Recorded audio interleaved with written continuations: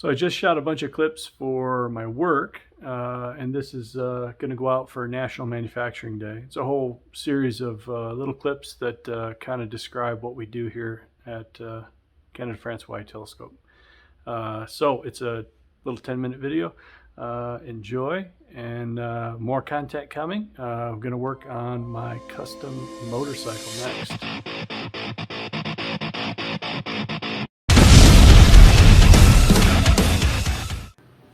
In honor of Manufacturing Day, I'm going to present a project here that we have developed at the Canada France Wide Telescope.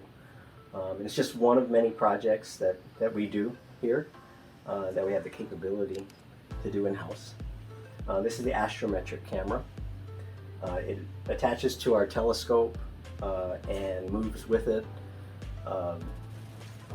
Some of our instruments, we have 5 instruments here. 2 of them are what we call narrow field of view instruments. They have guiders that keep the telescope pointed at the right location on the sky. However, sometimes it's difficult to find the right target in this huge sky. So the camera here consists of some off-the-shelf parts. We have the optical tube assembly. We have a Crayford focuser. And we have a camera here, and we have a back focus adapter. The camera here, these 3 components, camera, focuser, and OTA, are all bought off the shelf. However, to get the stiffness requirements that we need as we're moving around the sky, we had to design a custom mount for it. Everything was designed in SolidWorks, analyzed, FEA analysis in SolidWorks. Thermal analysis of the camera itself as a whole unit was analyzed in SolidWorks, and all the machining, all the aluminum you see here was machined in-house. What you don't see here is the camera stand that makes this whole assembly you see to the telescope, which had stringent requirements as well.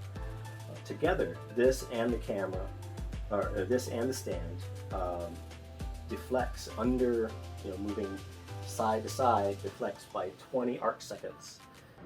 Here is the Astrometric camera stand that bolts the mount that you just saw to the telescope, and you can see it's kind of a peculiar design. We have this bottom plate and a top plate that are separated by these carbon fiber tubes, 1.5 inches inside diameter, and we have the ball joints that connect the tubes together.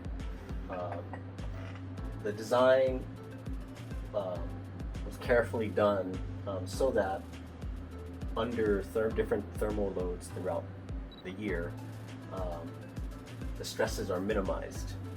One of the requirements of this Astrometric camera stand is that it has to support the camera cantilevered over and outside, so that its field of view is outside of what we call the top ring on the telescope. Many of the things we make here at Canada France start off as solid blocks of aluminum like this. Sometimes aluminum, sometimes steel, stainless steel, titanium, we don't know what it is. Depends on the material properties necessary for the product. But this semisphere joint was made out of a solid block of aluminum like this. And when the CNC machine gets done cutting the part, we end up with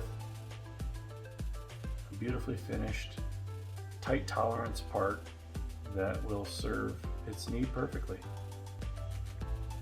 So here we can see the rods for this space frame mount that are either under tension or compression and create an incredibly rigid structure.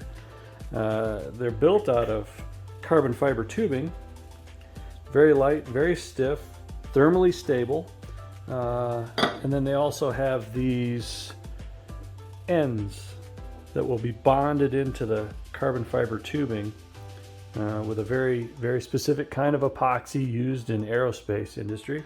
And there will be micro beads in there that will maintain a consistent clearance between the aluminum and the carbon fiber. Okay, so we're going to go ahead and finish up the last set of operations to build this top plate. I've got it all loaded up in Mastercam. I've assigned all the tool paths and defined all the tools and sizing. All that's left to do is put the plate back in the machine and locate it properly and push go, and it'll make the part for us. Alright, so we got to put the material in the machine.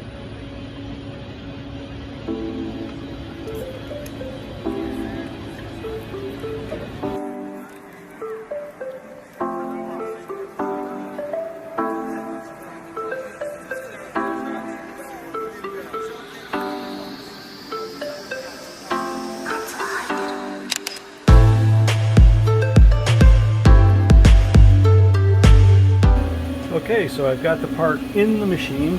I've squared it using this indicator, sweeping up and down the sides and across the back to determine that it's square in the machine. And then I have to define a center point for the XY axis.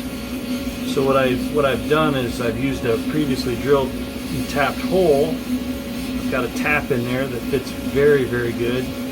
And I'm just swinging my indicator around the tap until the indicator reads 0 all the way around. And that will establish our X and Y 0. So now that I've found 0, using that little tap and sweeping around it, I've manually entered this little G code right here that's going to turn X and Y into 0. And when I run that, just like a program, you'll see the command position X and Y go to 0. And once it comes time to save the program, just to give you an idea of how old this machine is, it looks new. We've taken good care of it, but this machine's pretty old. So when it comes time to save it, it's going on a floppy disk. Since the tools were already loaded in the machine and all the tool heights calculated, all that's left to do once the program is loaded in is push start.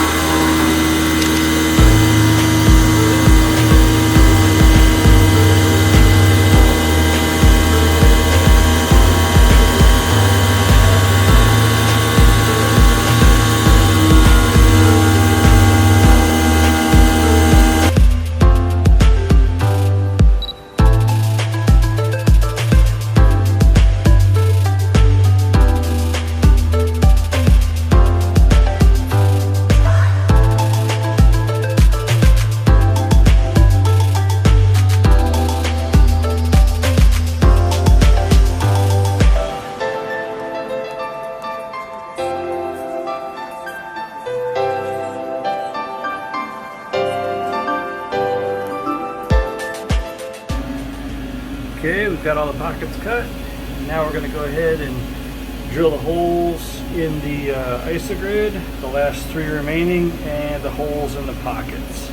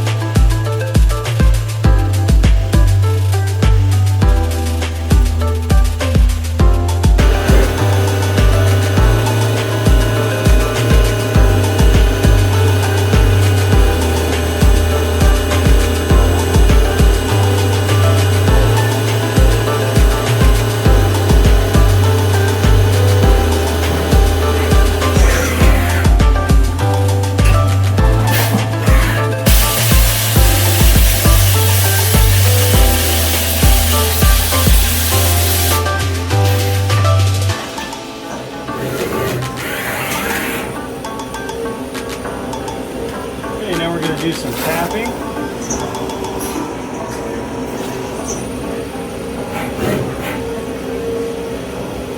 feeds in one direction and feeds out at twice the speed in the opposite direction.